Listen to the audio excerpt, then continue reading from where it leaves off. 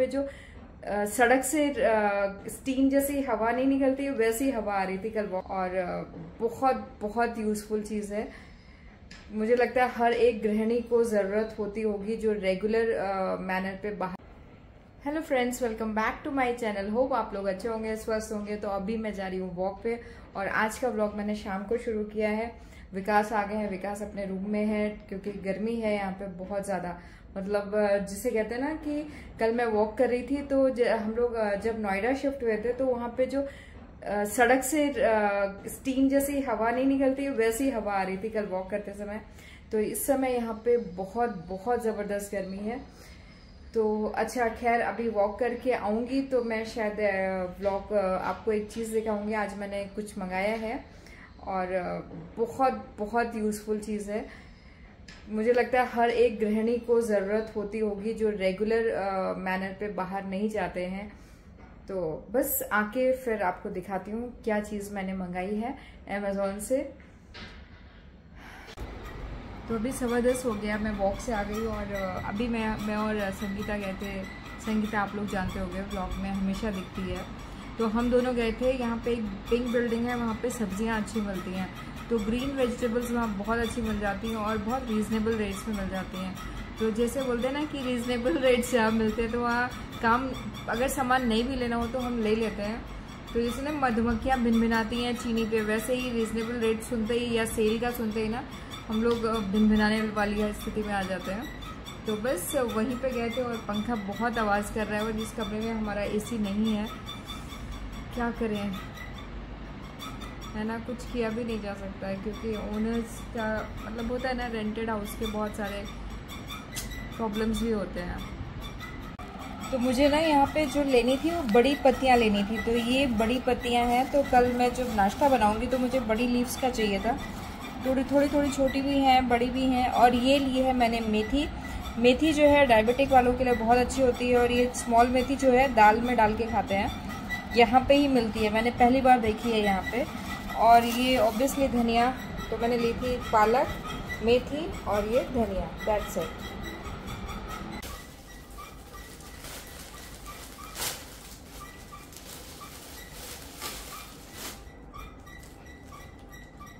ये देखिए, इसका ये स्टैंडर्ड साइज है ना।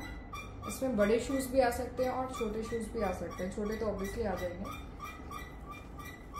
और ये इन्होंने ट्रांसपेरेंट ये दे रखा है तो प्रॉब्लम भी नहीं होगी कि किसमें आपने कौन सा शूज रखा है ना।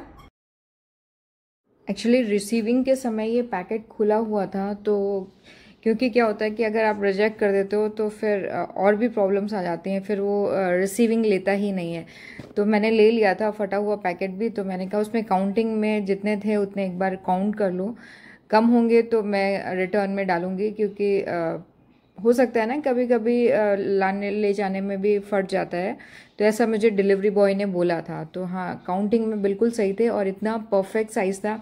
इसमें मतलब मेल शूज़ भी आराम से आ जाते हैं, मतलब साइज़ इसमें काफ़ी बड़ा था। तो ये 6-7-8 महीने से मैंने इन शूज़ को नहीं पहना, इन मतलब जितने स्लीपर्स, शूज़, सैंडल्स जो भी हैं नहीं पहना, क्योंकि यहाँ पे वो बाटा वाले ले आई हूँ मैं। तो वो बड़े आराम से चलते हैं क्योंकि यहाँ वॉक करने के लिए बाहर जाते हैं। तो एक नॉर्मल शूज़ ले लेती हूँ और वॉक करने के लिए, और कहीं जाना होता है तो एक नॉर्मल सैंडल टाइप का पहन लेती हूँ जो कंफर्टेबल हो। अदरवाइज़ ये सब तो यहाँ पे काम आ ही नहीं रहे हैं। तो मैंने कहा अभी इन्हें अच्छे से रख देते हैं क्योंकि मेरा और मिट्टी का साइज़ सेम है। इन केस अगर मैं नहीं पहन पा रही हूँ तो वो काम में आ जाएंगे, और अगर ये ऐसे ही रखे रहे तो ये ख़राब हो जाएंगे। तो क्या था, इनमें ना कुछ में तो बहुत ज़्यादा फंगल भी आ गई थी। तो मैंने इसे रात में अच्छे से पोंछ करके पंखा चला दिया था जिसमें कि ये ड्राई हो जाए। होता है ना कि जब आप ख़रीदते हो तो कितना सोच के ख़रीदते हो। और मैंने खैर पहना भी, मुझे इन सब चीज़ों का बड़ा शौक़ था, अब था ही बोलेंगे, क्योंकि इन चीज़ों को मैं यहाँ यूटिलाइज़ ही नहीं कर पा रही हूँ। वही कहते हैं ना कि हमारी ज़िंदगी हमारे हाथ में नहीं होती है। हमें होता है ना कि हम हाउसवाइफ एक कठपुतली की तरह होते हैं। जब बच्चे छोटे होते हैं तो हम उनके इर्द गिर्द घूमते हैं, और जब बच्चे बड़े होके हॉस्टल या चले जाते हैं तो फिर हमारी लाइफ अकॉर्डिंग टू हस्बैंड का जहाँ जाना है हम वहाँ जाएंगे। हम मतलब हमारी लाइफ कहीं पे भी नहीं है। मुझे ऐसा ही लगता है कि हमसे कोई पूछता भी नहीं है कि तुम लोग क्या चाहते हो, है ना। तो अभी ये सिचुएशन ऐसी ही थी, मतलब इतने शौक से ये सब चीज़ें मैं कलेक्ट करती थी, पहन के जाना और ये सब मैं इंजॉय करती थी। तो ये सब चीज़ें यहाँ अब नामुमकिन से ही हैं, कहाँ जाओ। और फिर वही है ना कि जस्ट फॉर मॉल और जस्ट फॉर खाना खाने के लिए जाना है, तो फिर क्या ये सब पहन के जाना है ना। और मतलब होता है ना कि आपको प्रेज़ भी कौन करता है, आपके दोस्त करते हैं ना। हस्बैंड से आप भाई कुछ बहुत किस्मत वाली होंगी जिनके हस्बैंड बहुत प्रेज़ करते होंगे। भाई हम उन किस्मत वालों में से नहीं हैं, टू बी वेरी फ्रैंक, कि मेरे हस्बैंड मुझे प्रेज़ करें।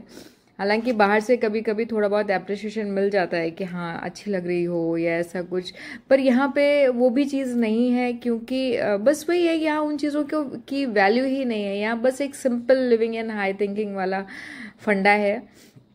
ये सब मैंने वहाँ पे बहुत एंजॉय किया चंडीगढ़ में, मतलब अच्छे से तैयार होके जाना, और लोग बड़ा प्रेज़ करते थे कि हाँ यार अच्छी लग रही हो, है ना।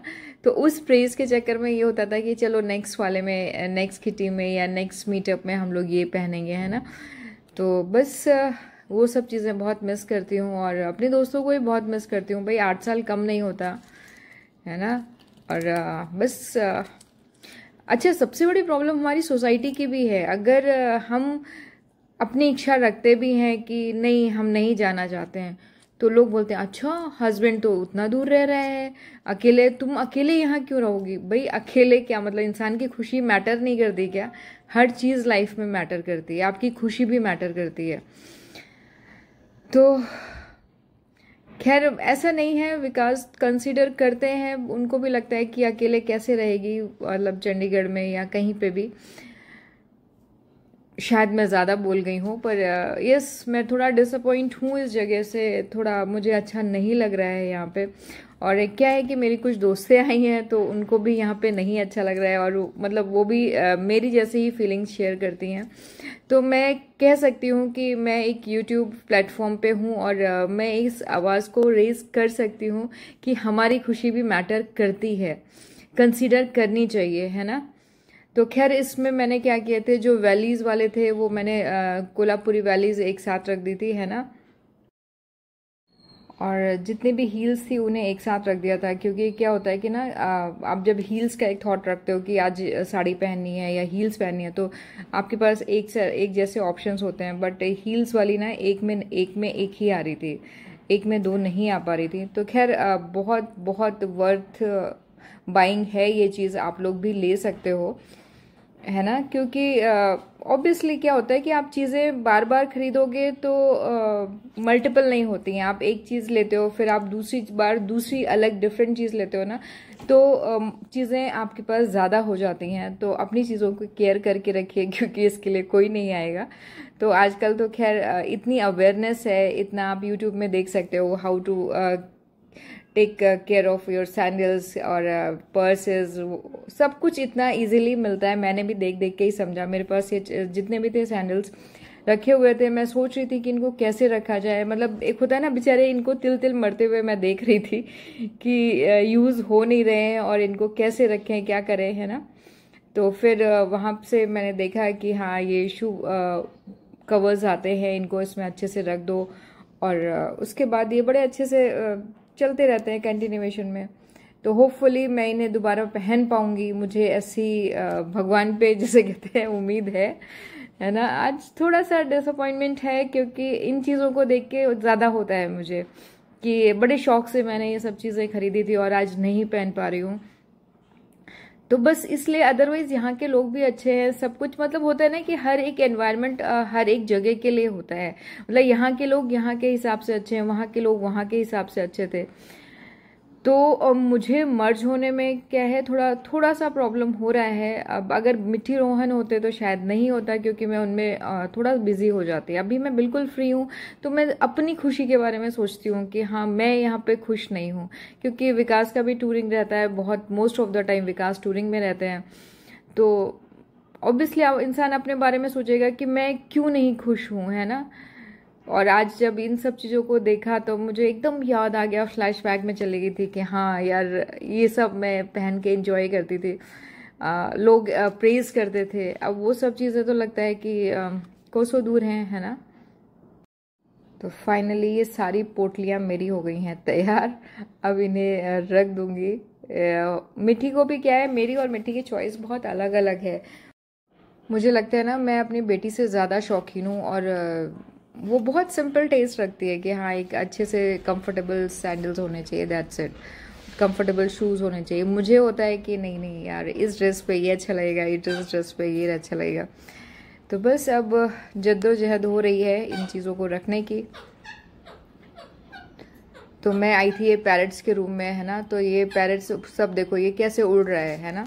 लेकिन क्या है, जिसने भी एक थी मैडम, उन्होंने मुझे मैसेज किया कि इनको आज़ाद कर दें।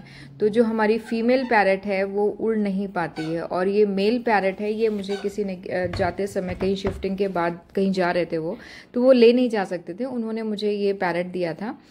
तो ये उड़ नहीं सकता, मतलब ठीक है उड़ सकता है लेकिन वैसा प्रॉपर नहीं उड़ सकता है। अगर हम इन्हें छोड़ देंगे कहीं पे भी, तो लोग या तो इन्हें सेल कर देंगे, या तो मतलब अगर हम जंगल में या कहीं छोड़ देंगे, फीमेल पैरट बिल्कुल भी नहीं उड़ पाती है, तो वो उसको खा जाएंगे, है ना। तो फ्रेंड्स, आज का व्लॉग बस इतना ही, और इन बच्चों को देख के बहुत प्यार आता है। तो यही एक कहते हैं ना, मेरे जीने का अब सहारा हो गए हैं।